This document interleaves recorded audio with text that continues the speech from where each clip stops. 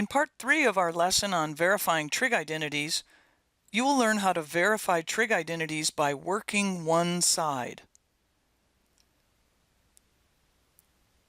Now this method requires that you change one side into the other side, leaving the other side completely unaltered. So whichever side you choose to work on, that's the only side you can make changes on. The other side stays completely unchanged. You will line up your equal signs as you work. Then you will use the properties and trig identities to work on one side of the identity only. So when you're making changes, it will be on only one side. It's important to remember that this is not an algebra problem, so you cannot do the same thing to both sides. For example, as we look at this identity, this is not an equation. We don't know that these two are equal. What we're hoping to do when we verify the identity is to prove that the two sides are equal. So how about we get started with this first example. To verify this identity, a good approach to use is to determine which side appears to be more complicated and work on that side to simplify it into the side that is less complicated. So in this example, we're going to choose to work the right-hand side, and I'll abbreviate right-hand side with RHS, and when we get to left-hand side, I'll abbreviate that with LHS. We're going to line up our equal signs, and the numerator we see has a tangent in it. The denominator has a cotangent in it. Now, because the left-hand side, which is the side we're going to leave unchanged, only has tangents in it, that's a big hint that we're going to want to replace anything on the right-hand side and try to get it in terms of tangent theta. So the numerator we can leave alone, 1 plus tangent theta. In the denominator, we have 1 plus. We're going to want to take that cotangent theta and write it as 1 over tangent of theta. Now at first you might think that we just made the problem more complicated, and in a sense we did, because now we have a complex fraction. But that complex fraction is going to allow us to simplify it. We know from our college algebra class that to simplify a complex fraction, we're going to multiply it times 1 in the form of this extra denominator that we have over itself. So tangent of theta over tangent of theta.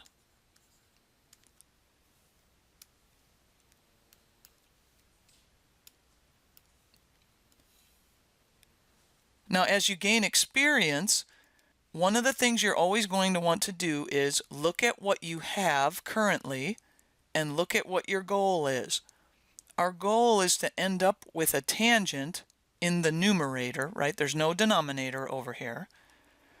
So what we're going to do is take this tangent times this quantity, 1 plus tangent theta, but we're not going to distribute it. 1 plus tangent theta times tangent theta. And the reason I know to not distribute it is because this tangent theta right here, I'm hoping, is going to end up being the tangent theta that I wanted. So I don't want to bury it inside a multiplication. I want to leave it here, hoping that something will cancel sometime. Now in the denominator, I will want to distribute because I do want to simplify this complex fraction.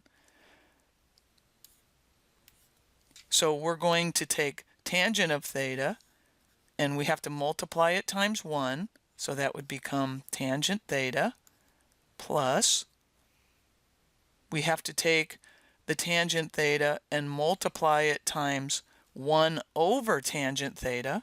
Well, of course, this tangent theta would cancel this tangent theta, and we get 1.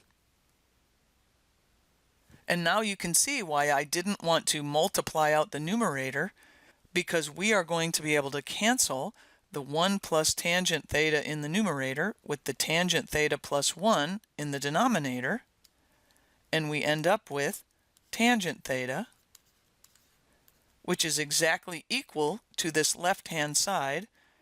Now, to save on a bunch of writing, you don't have to keep rewriting it. It's okay with me if you just draw an arrow down to here, that's fine, and then say, therefore, verified.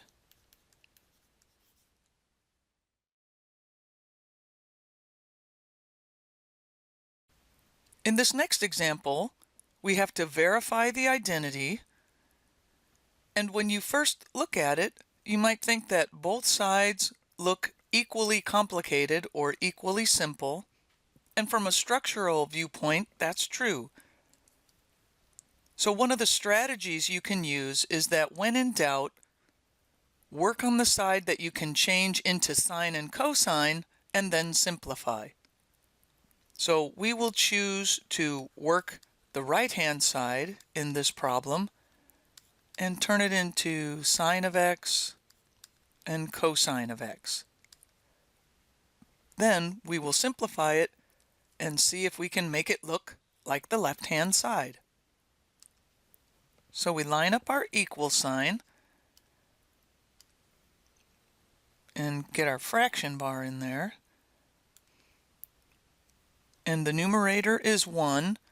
The denominator we will write as 1 minus cosine of x divided by sine of x to replace that cotangent of x.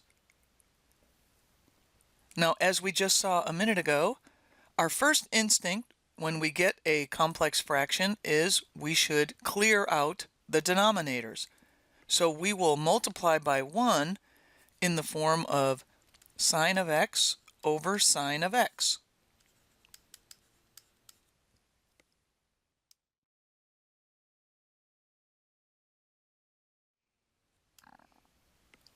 The numerator is 1 times sine of x, which is sine of x. In the denominator, we're going to have to distribute that sine of x. So we have sine of x times 1 gives us sine of x. Then we've got the minus sign. Then sine of x times cosine of x over sine of x. The sine of x in the denominator here will cancel the sine of x there, and we are left with cosine of x. And you can see it has already turned into the left-hand side, which we left unaltered. So we can draw the arrow and say, therefore, verified.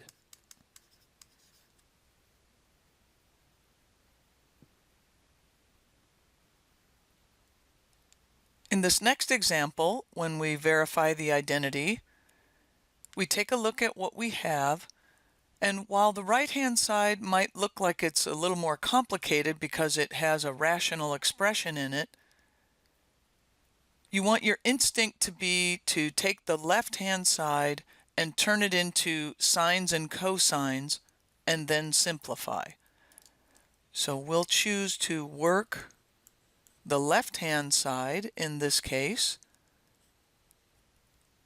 to transform it into sine thetas and cosine thetas, and then use the properties and identities to simplify.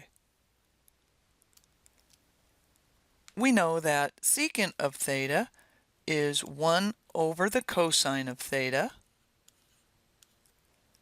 minus tangent of theta, which is sine of theta divided by cosine of theta. We line up our equal sign. We already have a common denominator, so we can write this as 1 minus sine of theta over cosine theta equals Now here is where you're just going to need to gain some experience. You might not have thought on your own to do this. That's why I'm here to help you. And you want to look at where you're at and compare it to where you would like to be. We can see that on the right-hand side, we wish we had a 1 plus sine theta in the denominator, and we don't have that at all. One of the things you are allowed to do is multiply by 1. So we're going to multiply by 1 plus sine theta over itself, because that is a way we know for sure we can get the 1 plus sine of theta that we need in the denominator, and then we're going to hope that things cancel out and simplify so that we end up with the right-hand side.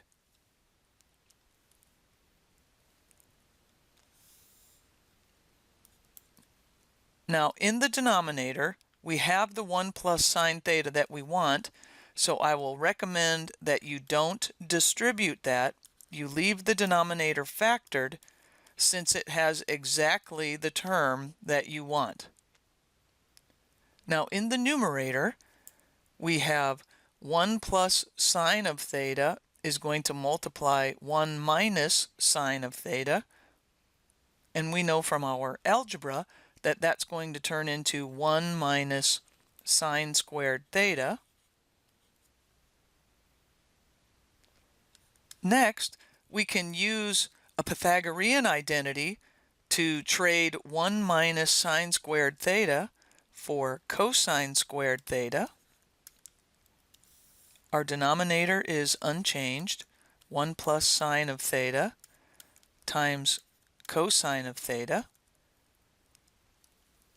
Now this cosine in the denominator will cancel one of the cosines in the numerator, and we would have one of them left, so cosine theta divided by 1 plus sine of theta. And we can see that that is exactly what we had on the right-hand side, so we can bring that down and say, therefore, verified.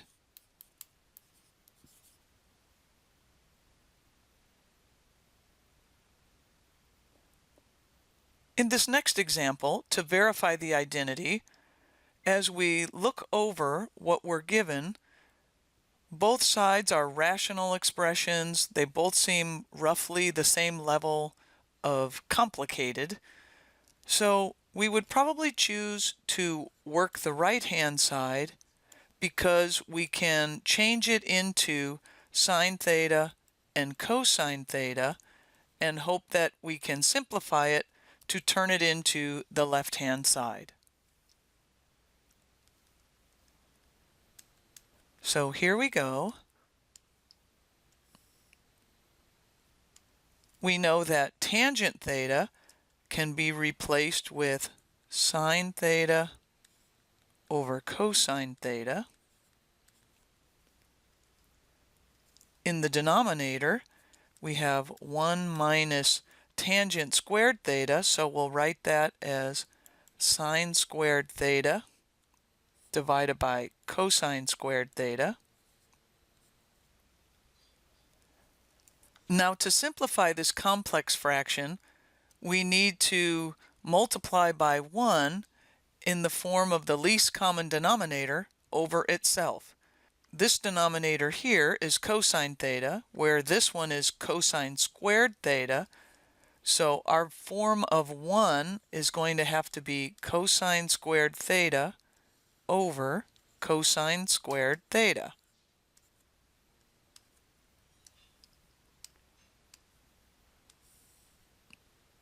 We're ready now to multiply numerator times numerator, and the cosine theta in the denominator here will cancel one of these, so we'll be left with sine theta times cosine theta in the numerator. When we multiply the denominators, we're going to have to distribute. So we've got cosine squared of theta times 1, which will be cosine squared of theta, minus, then we have cosine squared theta times sine squared theta over cosine squared theta, which means this cosine squared will cancel this cosine squared, and we will be left with sine squared theta. And we already have exactly the left-hand side. So we can bring that down and say, therefore, verified.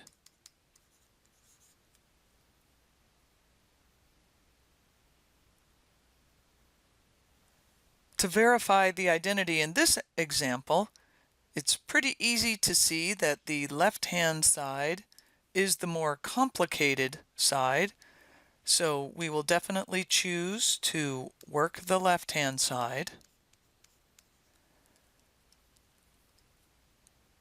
Now, you have a couple choices. You could go right for changing it into sines and cosines, or in this case, because we have a rational expression plus a constant, I would probably get the common denominator first, see what happens, and then see if I may want to change things into sine and cosine later.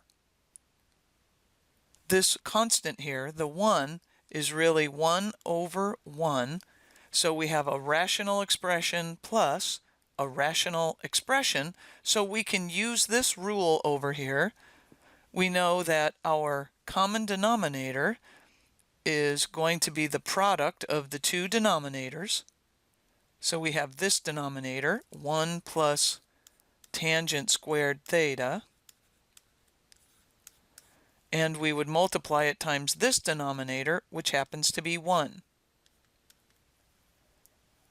Now, according to the rule over here, we're going to take the cross products and add them together. So we've got to take 1 minus tangent squared theta times 1.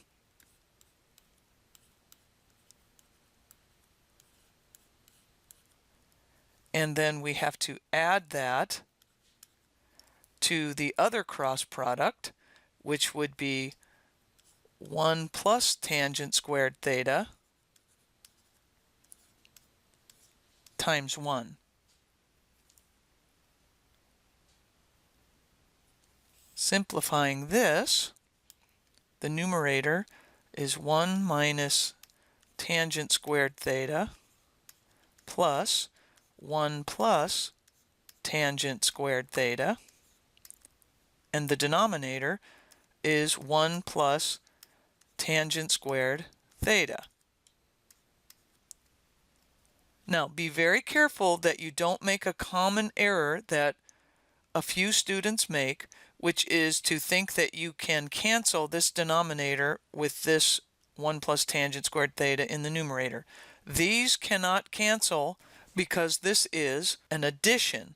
If it was this times this, then these would cancel. So these cannot cancel. All we can do is try to simplify this numerator, and we can see that the minus tangent squared here and the plus tangent squared here are going to cancel, and then we have 1 plus 1 in the numerator, which is 2. Now what we can do with that denominator is to use one of our Pythagorean identities and trade that out for secant squared theta.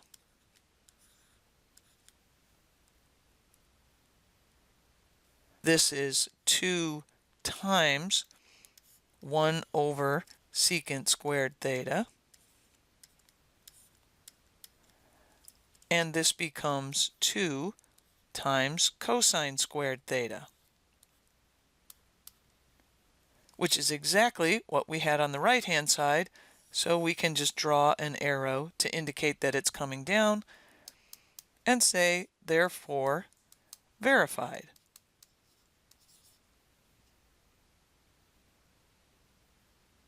Now you can see in this case, we ended up not needing to change into sines and cosines. We were able to just add the two rational expressions, simplify, use a trig identity here, use a trig identity here, and it turned into 2 cosine squared theta.